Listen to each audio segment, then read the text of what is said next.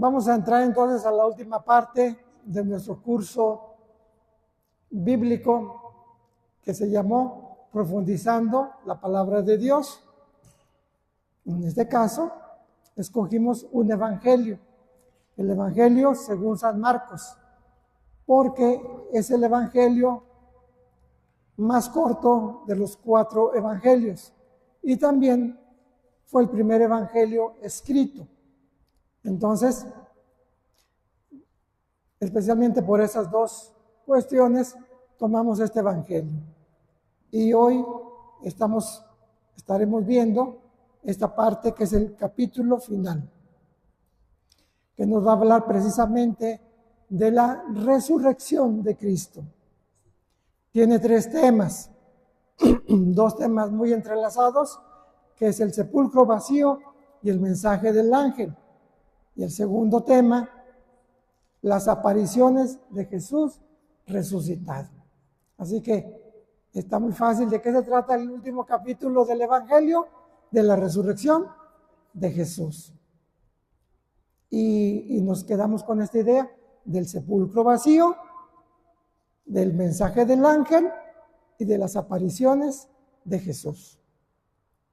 Entonces, si no leemos el Evangelio ahorita y yo les preguntara ¿qué recuerdan del sepulcro vacío? ¿Qué me podrán decir? Ya este es algo que conocemos bastante. ¿Qué recordamos? A ver, que me diga alguien alguna cosa que recuerde y otra persona otra cosa. No acaparen todo. A ver, Lucy. La manta del Señor. Eso recuerda del sepulcro vacío. Muy bien. ¿Otra cosa?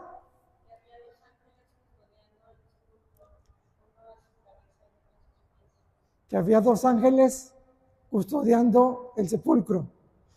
Bueno, sí. Ahorita en este evangelio vamos a encontrar un solo ángel, pero sí, para todo eso tendríamos que leer los demás evangelios. ¿Alguien me recuerda? Ah, sí. María Magdalena confundió a Jesús con un jardinero. Miren qué bien. Este también es de otro evangelio, ¿verdad? No es de este, pero es válido. Es decir, son las cosas que vamos recordando. ¿Algo más?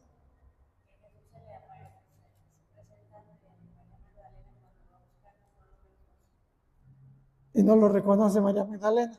Sí. Bueno, es ligado a esto, ¿verdad? Hasta que le llama por su nombre. ¿Le dijo María Magdalena o cómo le dijo? No. Nomás le dijo María. ¿Y cómo contestó ella?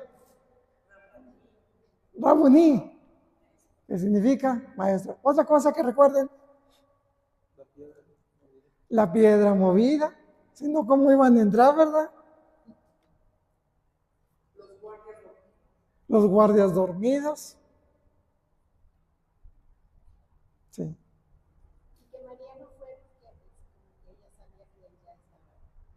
Ah, bueno, eso no viene en el Evangelio, ¿verdad? Sí, pero dice Olga que María, la Virgen, no fue porque ella sabía que su hijo iba a resucitar, ¿verdad? Pero bueno, eso no viene, ya es así como de deducción.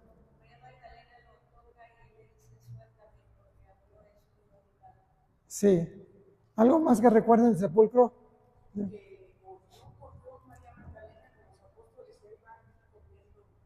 Sí, muy bien. Bueno, pues entonces ya pasamos al segundo tema, mensaje ya me dieron la clase. Bien, el sepulcro vacío. Pero antes de entrar al sepulcro vacío, como el tema general es la resurrección de Cristo, vamos a ver algunos puntos importantes. La resurrección de Cristo es la noticia más importante de la historia. Es la noticia más trascendente. Díganme otra noticia, ¿verdad? Porque dijéramos, es que es el nacimiento de Jesús, o la institución de la Eucaristía, o díganme alguna otra cosa. Pero ¿qué pasa? Si Cristo no hubiera resucitado, quedaría solamente como un acontecimiento muy bonito, como una institución muy bonita, ¿verdad? Y no tendríamos vida eterna. Entonces es la noticia más importante, más impactante, más novedosa.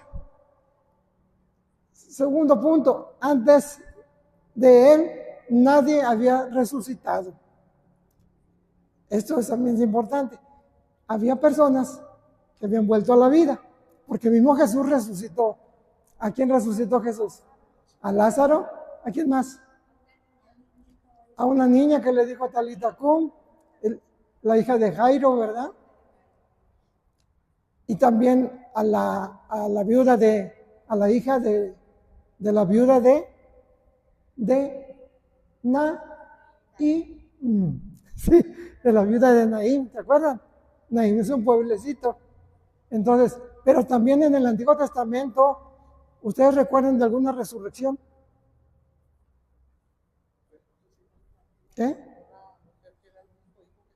Una mujer que tenía un único hijo y lo resucitó un profeta, ¿verdad? Entonces, ya había habido, y bueno, hay personas también que dicen que pues que se murieron y científicamente estaba probado que se murieron y luego despertaron. Pero eso es muy diferente a esta resurrección, porque estas personas que resucitaron, volvieron a la vida, volvieron a morir. Entonces, esta es una resurrección, no solamente es un volver a la vida. Es una nueva vida con un cuerpo glorioso. Es otra cosa importante. Porque Lázaro resucitó con su misma vida, sujeto a dolor, a pasiones, a tentaciones, a sufrimiento y a la misma muerte. Pero Jesús resucitó con un cuerpo glorificado, pero con todos los signos de la pasión sobre él. Jesús, con todo lo que él era, tenía, él resucita así, pero en una nueva dimensión. Resucita con todos los signos, ¿verdad? Porque él, con su piel, sus huesos, todo, porque hasta se le mira y se le toca, ¿verdad? Y come. Entonces, otro punto importante, que la resurrección de Cristo es el centro de nuestra fe. Ahí sí quisiera que buscáramos en nuestra Biblia, 1 Corintios 15, del 12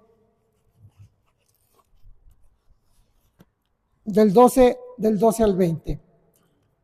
Dice: ahora bien, si se predica que Cristo ha resucitado de entre los muertos, ¿cómo andan diciendo algunos de ustedes que no hay resurrección de los muertos? Si no hay resurrección de los muertos, tampoco Cristo resucitó. Y si no resucitó Cristo, vacía es nuestra predicación, vacía también vuestra fe. Y quedamos como testigos falsos de Dios, porque hemos atestiguado contra Dios que resucitó a Cristo, a quien no resucitó, si es que los muertos no resucitan. Porque si los muertos no resucitan, tampoco Cristo resucitó. Y si Cristo no resucitó, vuestra fe es vana. Estáis todavía en vuestros pecados. Por tanto, también los que durmieron en Cristo perecieron. Si solamente para esta vida tenemos puesta nuestra esperanza en Cristo, somos los hombres más dignos de compasión. Pero no, Cristo resucitó de entre los muertos como primicia de los que murieron. Palabra de Dios. Y otro punto importante también, que la resurrección viene a darnos certeza de las palabras de Cristo. El cumplimiento de todas las cosas que Él dijo que Él prometió son reales. Porque lo más difícil de todo lo que Él anunció, vencer la muerte, lo cumplió. Por eso San Pablo dice, si Dios Padre entrega a su Hijo a morir por nosotros, ¿cuánto más no nos dará todas las cosas? Entonces, por eso, cuando oramos, debemos siempre recordar, Cristo resucitó. Cristo resucitó. Porque lo más difícil, Él lo hizo, lo cumplió. ¿Cuánto más no va a ser otra cosa que nosotros le pidamos si está dentro de su voluntad? Una restauración de una familia, una curación, una conversión, una transformación, un milagro, porque el más grande milagro lo realizó. Entonces, y hay una cita de la Biblia que lo usan los apóstoles, donde dicen que la resurrección de Cristo es el cumplimiento de las promesas de Dios. A ver si ahorita la buscamos. También la resurrección de Cristo nos invita a vivir de otra manera. Oye, porque si Cristo resucitó, ¿cómo puedo vivir yo como en un nivel mundano? No, porque ya tengo que tener la mirada puesta en la eternidad. Es decir, que todo eso es real. Es real. La vida eterna. Porque Cristo dice, ¿cómo van a entender si se los explica alguien de la tierra? Pero si alguien que viene del cielo se los explica, creo que esa es la lectura del Evangelio de estos días, de ayer y de hoy, viene, los explica, entonces es más creíble, ¿verdad? ¿Cómo ven? Entonces cuando oramos hay que pensar en esto, ¿verdad? Cristo venció la muerte, venció el pecado, venció el demonio, se levantó de entre los muertos, lo más difícil lo hizo. Entonces el Señor, que lo más difícil lo hizo, lo va a poder hacer con nosotros. Por eso San Pablo dice, todo lo puedo en Cristo, todo lo puedo en Cristo. La muerte dejó de ser un final en ese momento cuando Cristo resucita. Se volvió una puerta que da paso a una existencia en la que no habrá más llanto, ni tristeza, ni dolor, ni temor, ni injusticia, ni maldad. Eso viene en Apocalipsis 20, creo que es 21:5, esta narración.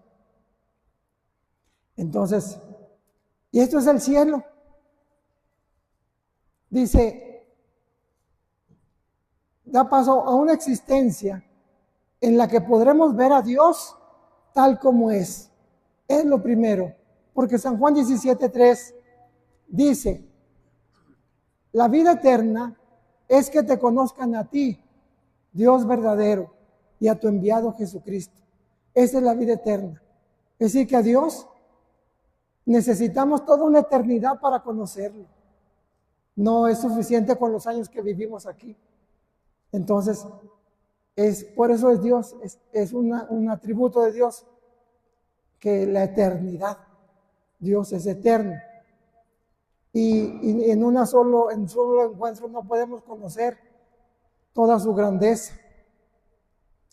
Dice, en esa existencia, después de la muerte, es en la que podremos ver a Dios tal como es, en la que podremos conocer a los santos y santas, a nuestro ángel de la guarda.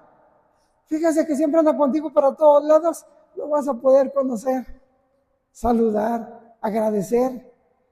Y demás ángeles, volver a ver a nuestros seres queridos que hayan llegado al cielo.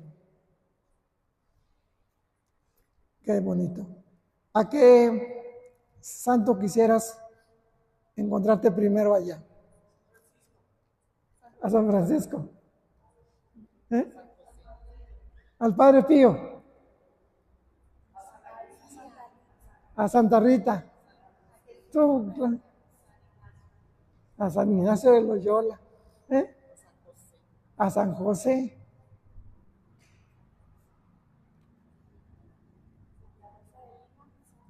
A Santa Rosa de Lima, su santa.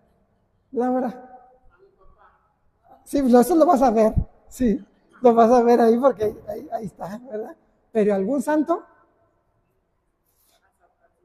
A San Francisco de Asís. Muy bien. Y nadie dijimos, pero pues es la más grande de las santas, la Santísima Virgen María, ¿verdad? Entonces ahora sí entramos al primer tema, el sepulcro vacío, según San Marcos, ¿verdad? Porque ustedes ya me explicaron de otros evangelios también. Versículo del 1 al 5. Pasado el sábado, María Magdalena, María la de Santiago y Salomé compraron aromas para ir a embalsamarle. Y muy de madrugada, el primer día de la semana, a la salida del sol, van al sepulcro. Se decían unas a otras, ¿quién nos retirará la piedra de la puerta del sepulcro? Ok, entonces comentamos, pasado el sábado. ¿Cuándo murió Jesús? El viernes. ¿Y por qué no lo embalsamaron luego? Porque ya era el viernes cuando muere, a las 3 de la tarde, y ya de aquí a que lo bajan y todo eso, se está haciendo tarde, y prácticamente a la puesta del sol ya es el siguiente día. Podríamos decir, por ponerle un horario, a las 6 de la tarde, ya viene siendo el sábado. Y el sábado los judíos no podían trabajar ni hacer ninguna actividad más que adorar a Dios, ¿verdad? Ir al templo, a la sinagoga, escuchar la palabra, ofrecer sacrificios, en fin. No podían ni hacer la comida, la tenían que hacer desde antes. Entonces, esto nos habla que estas mujeres, que se nos menciona aquí, que son 3, son mujeres santas, son mujeres buenas, son mujeres obedientes, son mujeres respetuosas de la ley del Señor, porque la ley del Señor es la que dice, respetarás el sábado. ¿Por qué es tan importante respetar el sábado? Porque con el sábado es el séptimo día de la creación. Con el sábado dice, Dios terminó su creación y descansó. Y entonces le pide al hombre también que descanse. Entonces, a esas mujeres, pero imagínense todo ese día ellas, su corazón latiendo de amor y de dolor, fueron a comprar aromas porque en la tradición judía se embalsamaba los cuerpos. Ahora, yo me puse a pensar, porque leímos anteriormente de que ¿quién pidió el cuerpo de Jesús? José de Arimatea, ¿verdad? Pero en otro evangelio se nos habla también de que Nicodemo compró aceites. A lo mejor también lo embalsamó, a lo mejor.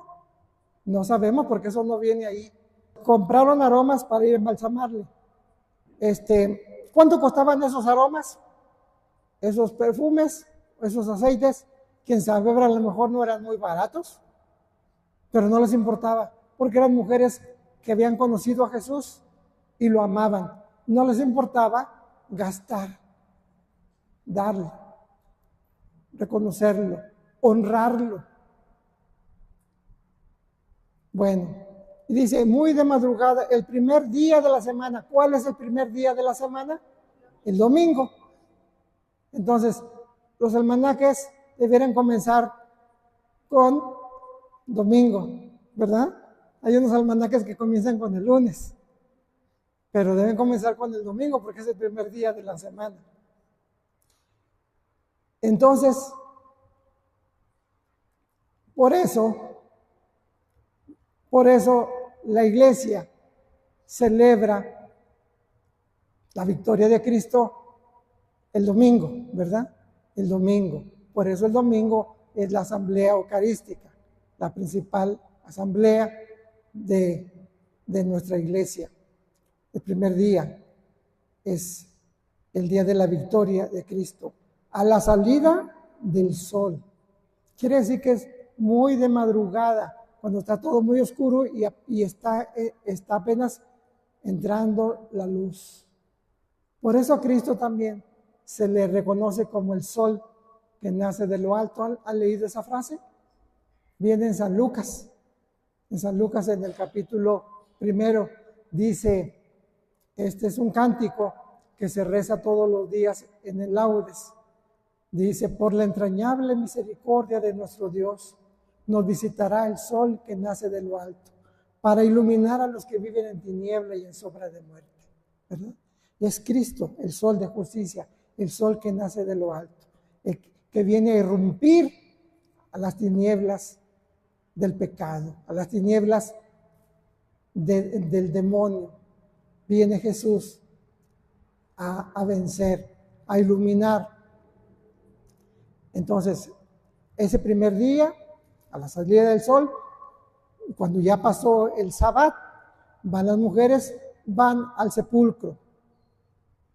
Ahora, ¿cómo eran los sepulcros?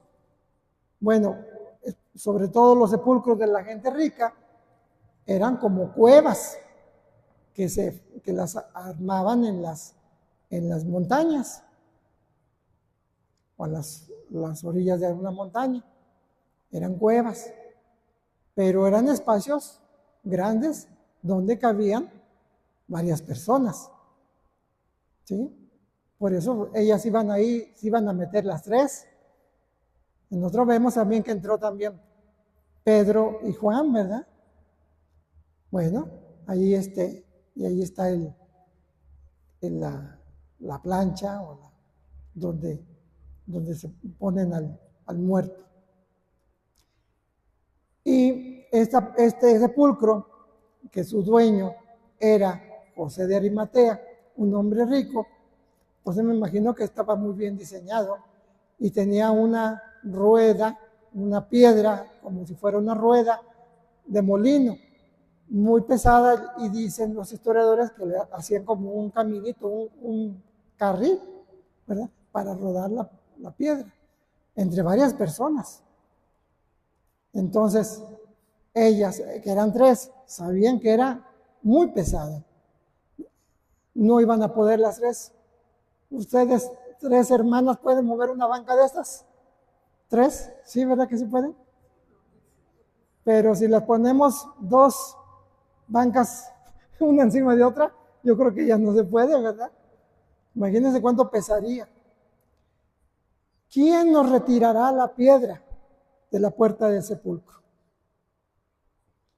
Y eso también tiene un significado espiritual. Por ahí anda circulando en las redes una homilía del Papa Francisco sobre esa piedra que nos impide llegar a donde está Jesús, que son piedras, son obstáculos que a veces nosotros tenemos en la vida. Entonces, y humanamente no encontramos cómo retirarla, cómo hacerla a un lado. Entonces, pero a veces vemos también que es de nuestro propio sepulcro, que hay en nuestra vida que parece que ya no tiene esperanza. Y ahí hay una piedrota ahí que está impidiendo la acción de Dios. Bueno, vamos a ver qué hicieron estas mujeres. Iban ya muy pesimistas, ¿verdad? Iban viendo ya lo negativo, pues ya sin esperanza. Dice el versículo 4, encontraron la solución y levantando los ojos. ¿Se acuerdan de esa frase que viene en los Salmos? ¿Alguien se acuerda? Dice Lizy, ¿se acuerda? Levanto mis ojos a los montes. ¿De dónde me vendrá el auxilio? El auxilio me viene del Señor. ¿Qué quiere decir? Que los ojos no los traían levantados. ¿Dónde los traían?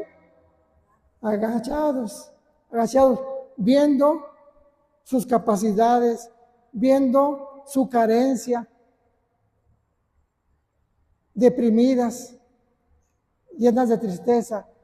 La tristeza, la amargura, ¿te hace que levantes el rostro? No, que lo agaches, ¿verdad? La depresión. Dice, y entonces la solución es levantar los ojos y ven que la piedra estaba ya retirada. Y eso que era muy grande. Entonces, así también cuando nosotros pensemos, es que esto es muy difícil, aquí está la respuesta: levanta tus ojos, haz oración, invoca al Altísimo, invoca al sol que nace de lo alto, invoca al victorioso. Y entrando en el sepulcro, vieron a un joven sentado en el lado derecho, vestido con una túnica blanca, y se asustaron. Bueno, entonces entraron al sepulcro, sí cabían, ¿verdad? No como ahora nosotros, nuestros sepulcros, pues no cabemos ahí, ¿verdad? Nomás cabe de uno en uno, ¿verdad? La túnica blanca nos habla de que dicen que otras traducciones de blanca es resplandeciente. ¿Se acuerdan cómo cuando Jesús fue al monte Tabor y se transfiguró, que era una blancura tan inmensa como no hay una blancura aquí en la tierra? Entonces, esta era una blancura celestial. Entonces, todo lo que las manifestaciones fuertes de Dios causan cierto susto, ¿verdad? Causan cierto susto. Pues yo creo que sí, ¿no? No, yo creo que sí, porque estamos entrando en otra dimensión y nos da ese susto. Entonces, pues estas mujercitas se asustaron, ¿verdad? Se asustaron.